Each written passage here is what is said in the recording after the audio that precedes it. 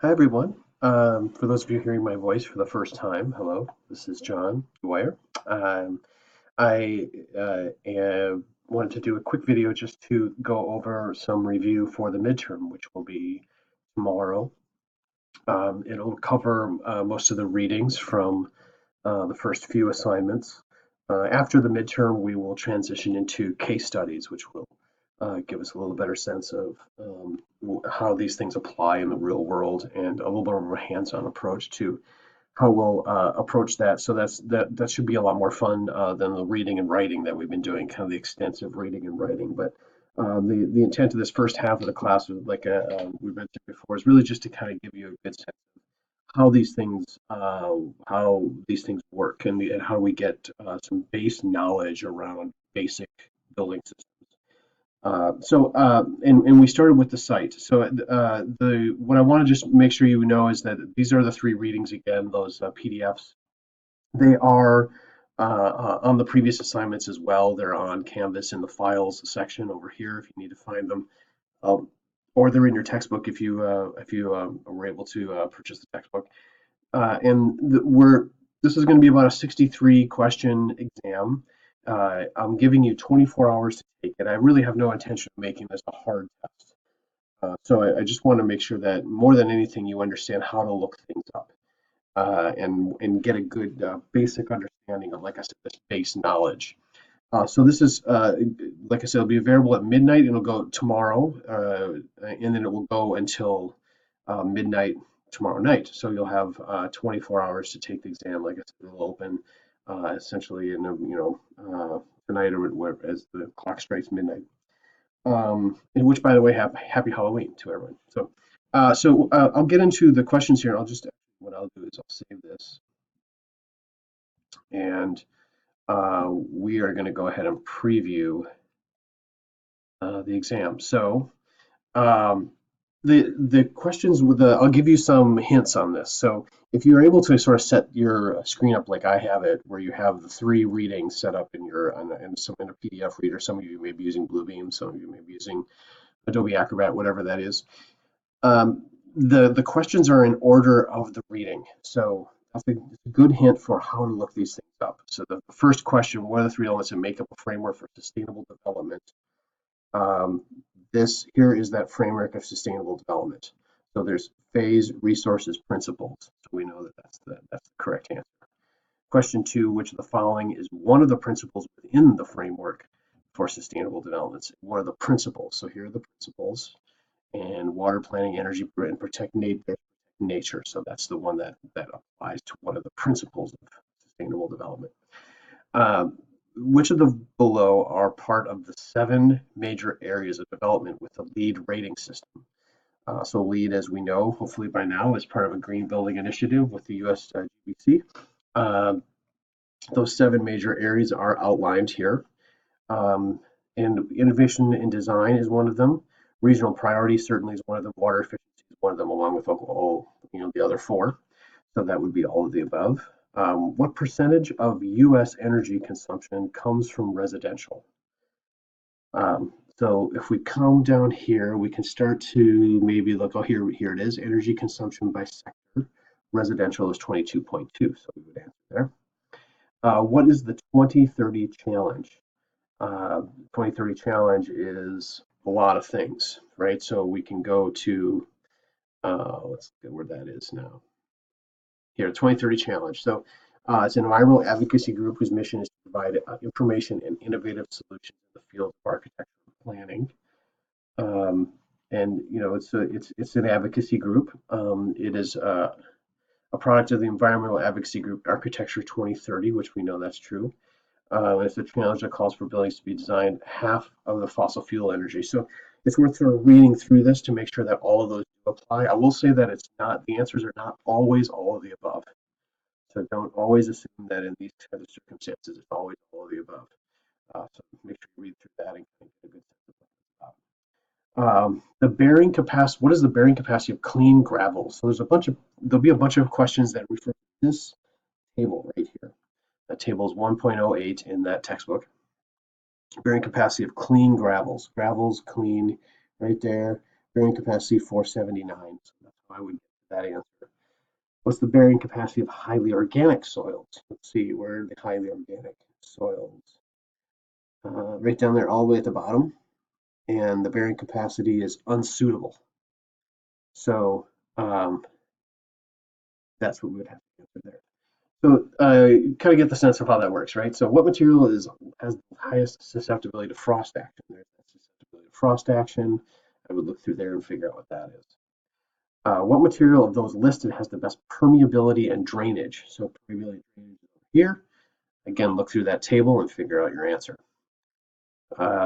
What is the shearing strength of soil?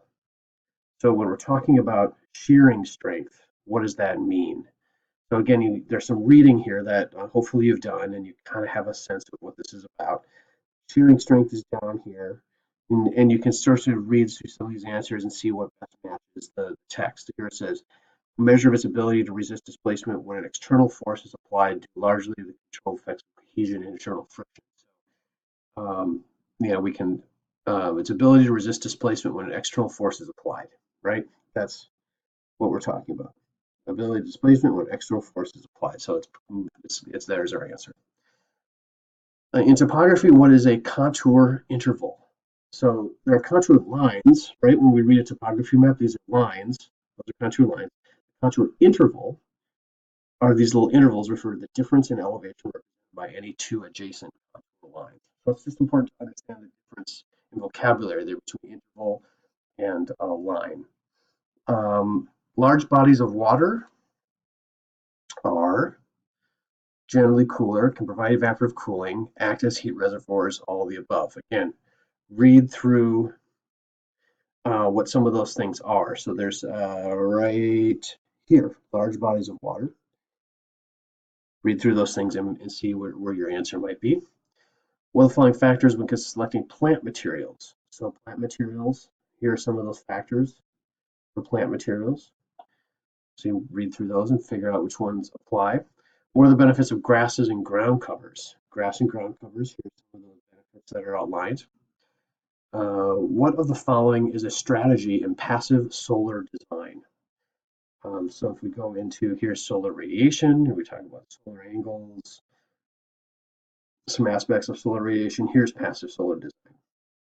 Here's some text that's about that. And what of the following is a strategy? So we can look at what those strategies for passive solar, direct, indirect, sun space, roof pond, isolated gain. We can look at that and see which answer we need to apply, if it's all of the above. In daylighting, what does solar radiation provide?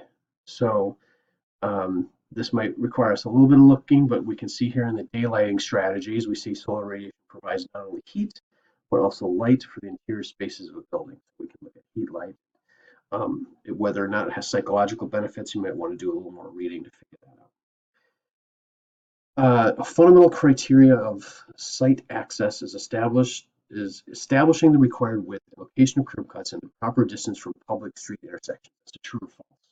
So here we're looking at site access. So there's drainage, wind, sound and views. Okay, regulatory factors. We're going to zip past some of this. Here we go, site access. So these are, let's see, this is where we outline some of those criteria. And then we can read through here and see if locations of curb cuts are an essential thing. Hopefully all of us know that that's true. That's a pretty easy one. What is the minimum width for a single pathway of a pedestrian walk? So here are pedestrian walks. There's that minimum. So there's that 3 feet. What's the minimum width of a two-way bike path? So here is a bike path. There's a two-way, and there's a minimum. On private roadways, what is the inside turning radius of an ambulance? I know this is kind of a weird question. It's not going to come up much. It's in there just so that you can, to sort of prompt you to take the time to understand that turning radiuses radii are different for different vehicles, and that we have different site considerations when we do them. What is the inside turning radius of an ambulance? So you can sort of look at, there's the outside turning, inside ambulance right there. What is the width of a standard car parking space? So here we go into parking spaces. Standard car, 8.6 to 9 feet. So you can see over here, 9 feet is not an option, but 8.6 is. That 8.6 would be your answer. What is riprap? So riprap is where we get into slope protection. And you can look at some of these different ways of doing slope protection, ways we retain earth, either during construction or long term. And riprap is a layer of irregularly broken and random sized stones placed on the slope, so we can, we would know that that's the right answer. Among other requirements, a site plan should include the following. So we're going to go fly past retaining walls and paving. We're going to go right to the site plan. So here's all those things that a site plan should normally include. So you want to read through that and see how you can determine your answer. What is considered part of a structural system of a building? So now we're getting into chapter 2, the building. So if we look at the structural system, what is considered part of that? Columns, beams, loads, water supply, doors. Hopefully we all know that that's what that is. What's the fire resistance rating of a type 3B structural frame? So this is where we get into some of the building code things and some of the fire resistance ratings of building types. This table right here. Type 3B, there's type 3B, and we're asking about the structural frame. So that should be 1 hour. 1 hour. Again, this is about being able to look these things up and knowing how to find the information quickly. This is what's most valuable to you as a job skill. Static loads are loads applied suddenly on a structure, often with rapid changes in magnitude and point of application. So we should know this just by the way the question is written, that this is going to be false, right? So if we look at loads on buildings, there are static and dynamic loads. Static loads, by virtue of their name, should be static. Dynamic should be dynamic. So if there are rapid changes in magnitude, we can probably say that that's not a static. That is describing a dynamic load. These are also sometimes referred to as live loads. So that's another way you'll hear that. Beams, rigid members designed to carry and transfer loads across space of supporting elements. So now we'll get past the earthquake loads, structural forces. We're not getting into structural equilibrium. There's your column. There's beams. Beam, rigid member designed to carry transfers load. Yep, that's it. True. What are zero force members in a truss system? That's an interesting question. So when we design trusses, we look at those systems in that capacity. So a zero, if we look through this, zero force members carry no direct load. Their omission would not alter the stability of the truss. Members that omitted would not allow. There we go. There's the answer. Which of the following has the greatest span range? So we get into these things here where we have a chart on this 2.2 that gives us span ranges. You can see which ones of them, and these are just sort of hypothetically. Obviously, the size of a joist is going to affect span, the size of a truss will, but in the most loose or in the biggest, broadest sense, knowing what types of systems have the longer and shorter span ranges. That's what we want to talk about when we're thinking about that question. Trusses, two-way slabs, decking, and joists. Well, we know that joists are pretty low. Decking is also pretty low.